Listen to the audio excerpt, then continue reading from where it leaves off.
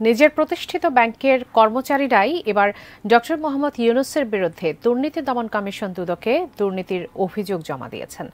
ইউনূস পরিবারের মালিকানাধীন প্রতিষ্ঠান প্যাকেজেস কর্পোরেশন লিমিটেডকে বেআইনিভাবে ব্যাংকের ঋণ প্রদান ও ঋণ মওকুফ সহ বিভিন্ন কার্যাদেশ প্রদানের অভিযোগ করা হয়েছে। অভিযোগ প্রসঙ্গে গ্রামীণ ব্যাংকের উপব্যবস্থাপনা পরিচালক প্রদীপ কুমার সাহা বলেন, গ্রামীণ ব্যাংক সম্পর্কিত বাংলাদেশ ব্যাংকের বিশেষ পরিদর্শন প্রতিবেদনে ডক্টর ইউনূসের নিজ পারিবারিক প্রতিষ্ঠান প্যাকেজেস কর্পোরেশন লিমিটেডকে দাতা সংস্থার শর্ত লঙ্ঘন করে গ্রামীণ ব্যাংকের ব্যবস্থাপনায় আনা হয়। এই প্রতিষ্ঠানকে অর্থায়ন করার বিষয়ে আপত্তি উত্থাপিত হয়। প্রতিষ্ঠানটির মালিক ডক্টর ইউনূসের বাবা দুলা মিয়া এবং তার অপর দুই ভাই আব্দুস সালাম ও মোহাম্মদ ইব্রাহিম।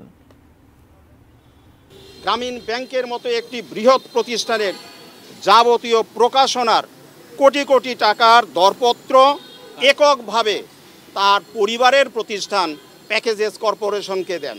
কোনো প্রতিষ্ঠানের মাধ্যমে দর যাচাই করা কিংবা নিরীক্ষণের কোনো সুযোগ ছিল না।